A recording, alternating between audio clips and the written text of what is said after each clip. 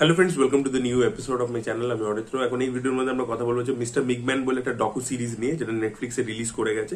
Hindi ডাবিংও available আছে, but আপনাদেরকে আমি রিকোয়েস্ট করবো যে এটা হিন্দি ডাবিংয়ে দেখবেন না, ইংলিশেই দেখার চেষ্টা করুন, তাহলে মজাটা বেশি পাবেন। তো এটা বেসিক্যালি ডাব্লিউডাব্লিউই কিভাবে ফর্ম করলো, মানে ডাব্লিউডাব্লিউএফ ছিল, তারপর ডাব্লিউডাব্লিউই কিভাবে ফর্ম করলো, ভিন্স মিগম্যান পুরো জিনিসটাকে এত পপুলার কি করে করলো। মানে রেসলিং অনেকদিন ধরেই আমেরিকাতে ছিল, বাট সেটা এত ওয়ার্ল্ড ওয়াইড যে পপুলার হলো, সেই পুরো জার্নিটাকে এই সিরিজটা দেখাচ্ছে। তো বেসিক্যালি এটা কিন্তু খুবই ইন্টারেস্টিং একটা সিরিজ হয়েছে। সিরিজটা শেষের দিকটা গিয়ে লাস্ট দুটো এপিসোড আমার অতটা বেশি জমছিল না, বাট তার আগে প্রথম দিকটা যেখানে স্টার্ট হয় সিরিজটা, সেটা প্রতিটা ডাব্লিউডাব্লিউই ফ্যান্স যারা ছোটবেলায় দেখেছে ডাব্লিউডাব্লিউই বা এখনো দেখে, আমি এখন যেরকম আর দেখি না, বাট আমি ছোটবেলায় প্রচন্ড বেশি লেভেলে কনজিউম করতাম ডাব্লিউডাব্লিউই। এবং সেখানে মানে ট্রাম গেম কেনা, খেলা, সেগুলো নিয়ে যখন আমরা কার পুলে করে স্কুল যেতাম, সেখানে খেলা, স্কুলে গিয়ে খেলা, কতবার ধরা পড়েছি, নিয়ে নিয়েছে, তো এরকম প্রচুর জিনিস হয়েছে। তো আমাদের আর কি একটা নস্টালজিয়া, তো সেই জন্য আমি সিরিজটা দেখছিলাম। তো এখানে কিন্তু প্রথম দিকে প্রচুর ডিটেলিং দেখানো হয়েছে, ঠিক আছে। সিরিজটার মধ্যে প্রচুর ডিটেলিং রয়েছে যে ভিন্স মিগম্যান কিভাবে, আগে কি হতো, প্রতিটা স্টেটের নিজস্ব নিজস্ব একটা করে এরকম রেসলিং ফেডারেশন চলতো। তো সেখান থেকে ও কিভাবে ডাব্লিউডাব্লিউএফ, মানে ওর বাবা প্রথমে চালাতো, সেখান থেকে ও কিভাবে টেক ওভার করলো, তার পরবর্তীতে কিভাবে প্ল্যানিং করলো, কিভাবে সেটাকে কেবল নেটওয়ার্কে নিয়ে এলো, পুরো ইউএসএ তে টেলিকাস্ট করতে শুরু করলো, তারপরে রাসেলমেনিয়া কিভাবে ফর্ম করলো, সেই জিনিসপত্রগুলো। এবং একটা টাইমে আচ্ছা, হল্ক হোগানের কিন্তু এখানে খুব ইম্পর্টেন্ট একটা ভূমিকা আছে, কারণ এই যে ডাব্লিউডাব্লিউএফ যে ইনিশিয়ালি 80s যে পপুলার হয়েছে, সেখানে কিন্তু হল্ক হোগানের স্টারডামটা বিশালভাবে মানে ইম্প্যাক্ট করেছে আর কি। হয়তো আমরা ইন্ডিয়াতে বসে অতটা বুঝতে পারি না। আমি সত্যি বলছি, হল্ক হোগান আমার অত পছন্দের ছিল না, কিন্তু কালকে যখন সিরিজটা দেখলাম তখন দেখলাম যে হ্যাঁ, হল্ক হোগানের বিশাল কন্ট্রিবিউশন ছিল আর কি ডাব্লিউডাব্লিউএফ এর ইনিশিয়াল ডেজে আর কি। এবং যেহেতু সে রকিতেও অ্যাক্টিং করেছিল, রকি 3-তে সিলভার স্টালোনের এতে, এবং সেই ছবিটা বিশাল হিট হয়েছিল, তো সেটাও একটা ওদেরকে বুস্ট দিয়েছিল। তারপরে এই যে মিস্টার টি, যে রকিতে ভিলেন ছিল রকি 3-তে, তাকে ওরা ডাব্লিউডাব্লিউএফ এ নিয়েছিল। তো সেই 80s এর পুরো এটাকে দেখিয়েছে। তারপর 90s এ এসে ডাব্লিউসিডাব্লিউ যখন আসে, ডাব্লিউসিডাব্লিউ থেকে কি কি চ্যালেঞ্জেস ফেস করেছে ডাব্লিউডাব্লিউএফ, সেইগুলোকে খুব সুন্দর করে হাইলাইট করেছে। এবং ওখানে এরিক বিশপ ছিল, হল্ক হোগান চলে গেছিল, সেই যে একটা কন্টিনিউয়াস রাইভেলরি, এবং ডাব্লিউসিডাব্লিউ একবারে পুরো পিছনেই ফেলে দিয়েছিল ডাব্লিউডাব্লিউএফ কে, সেই জিনিসটাই খুব সুন্দর করে দেখিয়েছে। এবং ভিন্স মিগম্যান এই যে পার্সোনাটা যেটা আমাদেরকে দেখাতো স্ম্যাকডাউন বা রতে এসে নিজের ছেলেকে মারছে, নিজের মেয়েকে মারছে, নিজের বউয়ের সামনে অন্য মেয়েকে কিস করছে, সেইটা পুরোপুরি আর কি স্টেজ ছিল আর কি পুরোটাই। এবং বারবার ভিন্স মিগম্যান এটাই বলছে যে এটা কিন্তু পুরোপুরি একটা শো, এটা একটা এন্টারটেনমেন্ট বিজনেস, এটা কিন্তু রেসলিং নয়।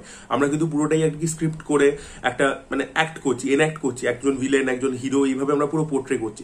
এবং কিভাবে যখন যে আমেরিকার যে সোশিও পলিটিক্যাল এনভায়রনমেন্ট যেরকম হয়েছে, ডাব্লিউডাব্লিউএফ এ কিন্তু ওরা অ্যান্টাগনিস্ট ওইভাবেই এনেছে।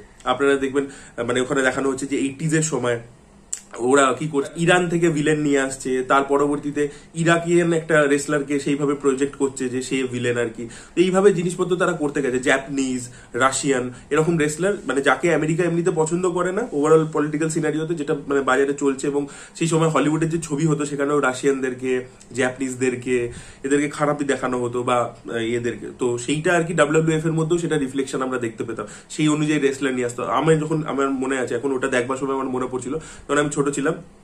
ওই মোহাম্মদ হাসান বলে একটা রেসলার এসেছিল, যে একবার আন্ডারটেকারকে সেই দেখা যাচ্ছে সৌদি আরেবিয়া থেকে লোক নিয়ে এসে পেটাচ্ছে, করছে, তারপর আন্ডারটেকার ওকে হারালো। তো ওটাও কিন্তু সেই সময় মানে অ্যান্টি সাউদি আরেবিয়া সেন্টিমেন্টটাকে এনক্যাশ করছে ডাব্লিউডাব্লিউই। তো সেই জিনিসটা কিন্তু বহু বছর ধরেই হয়ে আসছে, 80s 90s। তো সেই জিনিসপত্রগুলো খুব সুন্দর করে দেখিয়েছে। টাইমে কে স্টার হয়েছে, যেরকম হল্ক হোগান 80s এ ছিল, পরবর্তীকালে কাকে সামনে আনা হলো, তারপরে রক কিভাবে এলো, তার আগে স্টিভ অস্টিন কিভাবে এলো। তো এদের প্রত্যেকের কন্ট্রিবিউশন কিন্তু দেখিয়েছে। পরবর্তীতে জন সিনাকেও দেখিয়েছে।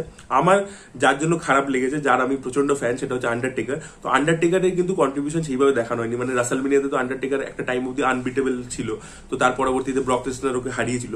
তো সেই যে আন্ডারটেকারের কি কন্ট্রিবিউশন, আন্ডারটেকারের ইন্টারভিউ রয়েছে এখানে, বাট সেটা মানে অতটা মানে প্রাইম ফোকাস করে দেখানো হয়নি, বা ওর ক্যারেক্টারটা কতটা পপুলার হয়েছিল, কি হয়েছিল, সেগুলো কিন্তু দেখানো হয়নি। আমি জানি না, মানে আমেরিকার মধ্যে আন্ডারটেকারের ক্যারেক্টারটা মাইট বি অত পপুলার ছিল না যতটা স্টিভ অস্টিন বা রক বা হল্ক হোগানেরটা হয়েছিল।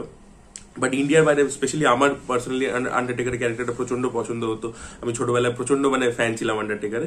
তো আমার মনে হচ্ছে যে আন্ডারটেকারের দিকটা, মানে এটা আমার পার্সোনাল আর কি ফ্যান হিসেবে বলছি, যে আন্ডারটেকারের আর কি পুরো যে গ্রাফটা, সেগুলোকে, কারণ ওর অ্যাক্টস গুলো খুব ইন্টারেস্টিং হতো, বাড়ির লাইভ, কফিন থেকে করছে, তো ওই জিনিসগুলো খুব ইন্টারেস্টিং হতো। তো সেগুলো আর কি যদি আরেকটু বেশি দেখাতো, তাহলে আমার মনে হয় মজা হতো। এবং ফাইনালি লাস্ট এপিসোড গুলো কেন অতটা ভালো লাগে না তার কারণ হচ্ছে সেখানে পুরোপুরি এই ফ্যামিলির ডাইনামিক্স এর উপর বেশি ফোকাস করতে শুরু করে। সেখানে আর কি দেখায় যে ট্রিপল এইচ এর সাথে যে স্টেফেনি মিকম্যানের বিয়ে হয়েছে সেইগুলোকে বেশি করে ফোকাস করে, এবং পরবর্তীতে যে ডাব্লিউডব্লিউই ভিন্স মিকম্যান বিক্রি করে দিল এবং তার উপরে সেক্সুয়াল অ্যালিগেশন এসে সেগুলোকে দেখানো হয়েছে। আমি বলছি না সেগুলো দেখাবে না, দেখিয়েছে definitely, but I was more interested in the initial parts of the series, যেখানে আর কি ডাব্লিউডব্লিউইর ফরমেশন ইত্যাদির ব্যাপারে খুব ডিটেলে দেখা ছিল, সেটা খুব ইন্টারেস্টিং লাগছিল আর কি। শেষের দিকটা এসে আর কি মানে এরকম এলিমেন্টস আমরা অন্য ডকু সিরিজ বা এতে দেখেছি অলরেডি, তো সেটা আর কি নতুন কিছু প্রোভাইড করতে পারছিল না, বাট ঠিক আছে আর কি, মানে ওটা তো রিয়ালিটি দেখাচ্ছে তো দেখাচ্ছে। আর ইউএফসি যেটা আছে, তো সেটা যে কোম্পানি চালায় তারা পরবর্তীতে ডাব্লিউডব্লিউই কে কিনে নিয়েছে, তো সেই জিনিসটা এবং ইউএফসিটাকে কিনে নেওয়ার একটা অপরচুনিটি কিন্তু ভিন্স মিকম্যানের কাছে একটা টাইমে এসেছিল, কিন্তু সে সেটা কেনেনি, কারণ সেখানে রেসলাররা অ্যাকচুয়ালিতে মারামারি করে, তো ও অ্যাকচুয়ালিতে মারামারিতে ইন্টারেস্টেড ছিল না। সেই ব্যাপারগুলোকে খুব সুন্দর করে দেখিয়েছে। তো ওভারঅল কিন্তু সিরিজটা আপনাদের অবশ্যই দেখা উচিত যদি আপনারা ডাব্লিউডব্লিউই কিন্তু ফলো করছেন ক্লোজলি, তো ওটার ফরমেশন কি হতো পিছনে ব্যাক অফ দ্য ক্যামেরা, সেই জিনিসটাকে পুরো দারুণভাবে কিন্তু এই সিরিজটা তুলে ধরেছে, এবং ভিন্স মিকম্যান পার্সোনালিটিটার ব্যাপারে আপনারা অনেক কিছু জানতে পারবেন। ডাব্লিউডব্লিউই যারা ছোটবেলায় যেসব স্টার্সদেরকে আপনারা পছন্দ করেছে তাদের ব্যাপারে অনেক কিছু জানতে পারবেন, তো ইন্টারেস্টিং লাগবে আপনাদের আর কি। তো অবশ্যই চেক আউট করুন। আমি যেটা বললাম নেটফ্লিক্সে অ্যাভেলেবেল আছে, 6টা এপিসোড রয়েছে। আর তো দেখে ফেলুন, আর যদি যে দেখে ফেলেছে অলরেডি তারা কমেন্টে জানান যে কেমন লেগেছে। এই ভিডিওটা ভালো লেগে থাকলে লাইক করুন, শেয়ার করুন, চ্যানেলটিকে সাবস্ক্রাইব করতে ভুলবেন না। Bye bye.